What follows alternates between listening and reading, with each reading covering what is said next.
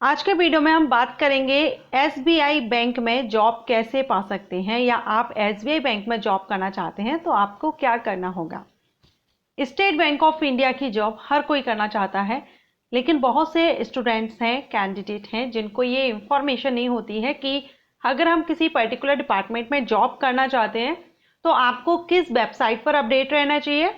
And हमको जो bank है, क्योंकि सिर्फ एसबीआई बैंक तो नहीं है, स्टेट बैंक ऑफ इंडिया के अलावा और भी हमारे देश में बहुत सी बैंक हैं, तो क्या सभी के लिए नोटिफिकेशन एक ही साइट पर रिलीज होता है या अलग अलग साइट पर रिलीज होता है।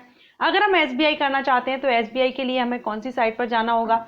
अदर बैंक में अगर हम जॉब लेना चाहते हैं तो किस साइट पर हमको जाना होगा। तो यही सारी इंफॉर्मेशन, मैं बेसिक सी इंफॉर्मेशन आपको दूंगी कि अगर आप स्टेट बैंक ऑफ इंडिया में जॉब करना चाहते हैं तो आपको कहाँ पर अपडेट रहना चाहिए, कौन कौन सी जॉब होती है, ये सब जो बेसिक पॉइंट्स हैं वो आपके इस वीडियो में क्लियर करूंगी।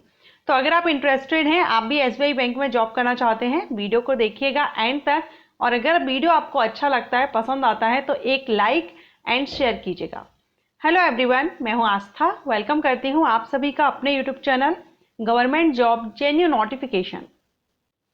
गवर्नमेंट जॉब्स की अगर बात करें तो बैंक जॉब जो रहती है, गवर्नमेंट सेक्टर की जो बैंक हैं, गवर्नमेंट बैंक में जॉब बहुत ही पसंदीदा ये डिपार्टमेंट्स है, जिसमें ज़्यादातर कैंडिडेट चाहते हैं कि हमको बैंक की नौकरी करने को मिले या हम बैंक में जॉब कर सके।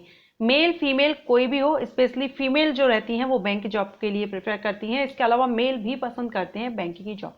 एंड बैंक में भी अगर देखें तो स्टेट बैंक ऑफ इंडिया में जॉब सबका सपना होता है। सो इसी वजह से, क्योंकि स्टेट बैंक ऑफ इंडिया, इसमें जो वैकेंसीज आती हैं वो अच्छी खासी वैकेंसी देखने को आपको मिलती हैं। 1000 से अबव ही वैकेंसी आती हैं, 2000, 3000, 4000 इस तरह से वैकेंसीज आती हैं अलग अलग पोस्ट पर। लेकिन ये जो स्टेट बैंक ऑफ इंडिया है, ये सबके पास बैंक में अगर टॉप पर देखें तो एसबीआई बैंक सबसे ज़्यादा पसंदीदा की जाती है। एसबीआई बैंक में जॉब करना पसंद करते हैं। तो ऐसे में बैंक की भर्ती कोई भी हो, लेकिन specially state bank of India हुआ और आईबीपीएस के द्वारा जो भर्तियां की जाती हैं, इनमें बहुत से कैंडिडेट अप्लाई करते हैं, क्योंकि ये जो वैकेंसी नोटिफिकेशन रिलीज होते हैं ये ऑल इंडिया लेवल पर वैकेंसीज रिलीज होते हैं। सभी स्टेट्स के लिए वैकेंसी आती हैं। तो इसमें बहुत बड़ी संख्या में जो नोटिफिकेशन आता है उसमें बहुत बड़ी संख्या में अप्लाई करते हैं कैंडिडेट। तो इसमें आपको कंपटीशन भी टफ होता है।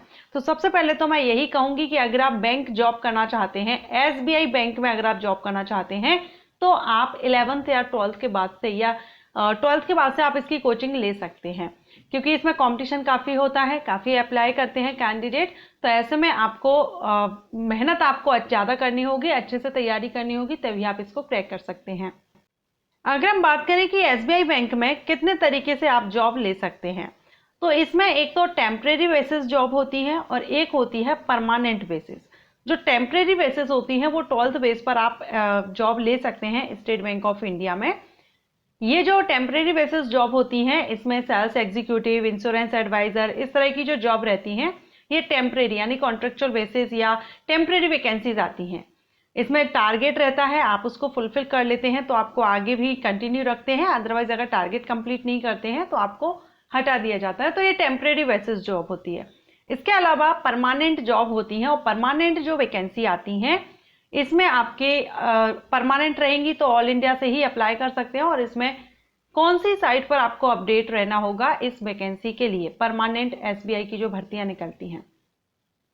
तो देखिए, बाकी सभी बैंक को छोड़ करके एसबीआई बैंक की जो वैकेंसीज आती हैं वो एसबीआई की ऑफिशियल साइट पर ही नोटिस रिलीज होता है। एसबीआई बैंक को छोड़ करके जो बाकी अदर बैंक हैं, उनके लिए जो नोटिस रिलीज होता है वो होता है आईबीपीएस की वेबसाइट पर। क्लियर?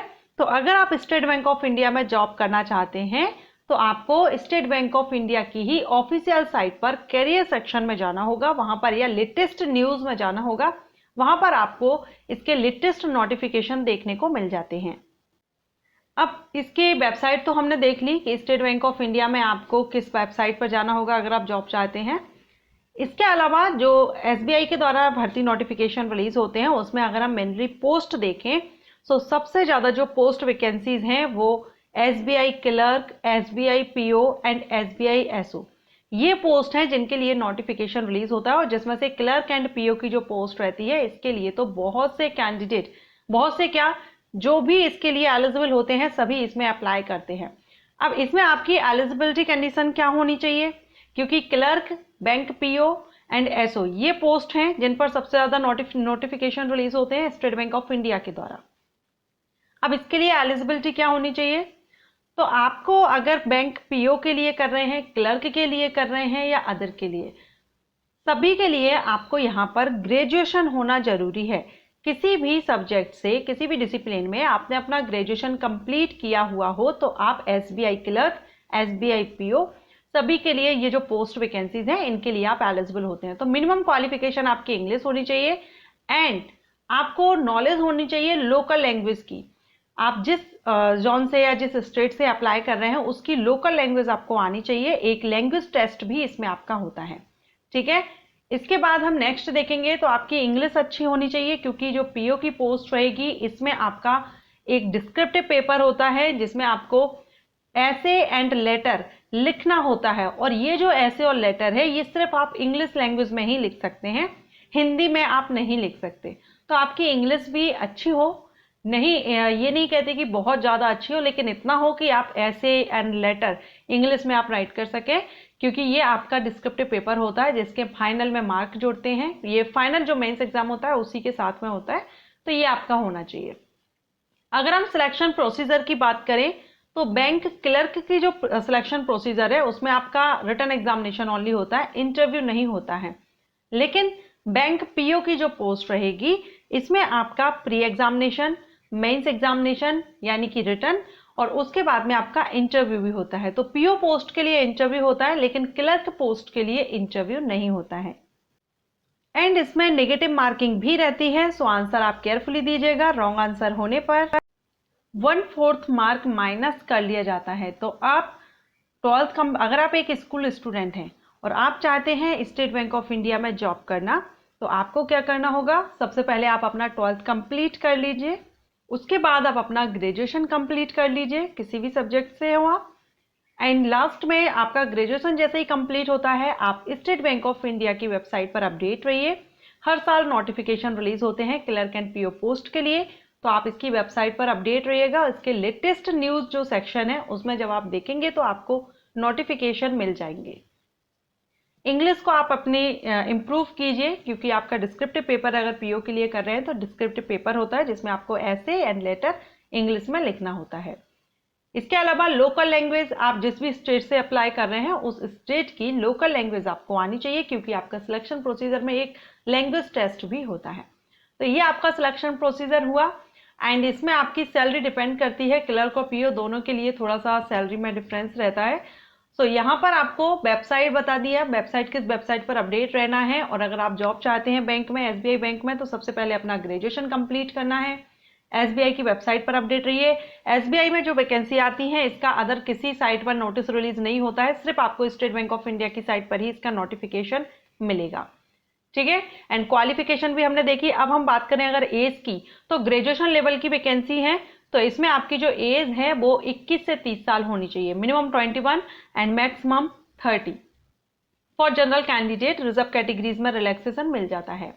सो आज के वीडियो में मैंने बेसिक सी पॉइंट्स आपको यहाँ पर क्लियर किए हैं कि एसबीआई बैंक में जॉब कैसे पाएं, कैसे कर सकते हैं। तो आई होप आपको अब अच्छे से समझ आ गया होगा, और ये वीडियो अगर आपको अच्छा लगा हो, हेल्पफुल रहा हो, तो वीडियो को लाइक एंड शेयर कीजिएगा। इसी तरह के वीडियोस के लिए चैनल को सब्सक्राइब करके बेल आइकन के ऑल ऑप्शन को प्रेस कीजिए, ताकि मेरे सारे वीडियोस के नोटिफिकेशन आपको मिल सके। Thank you.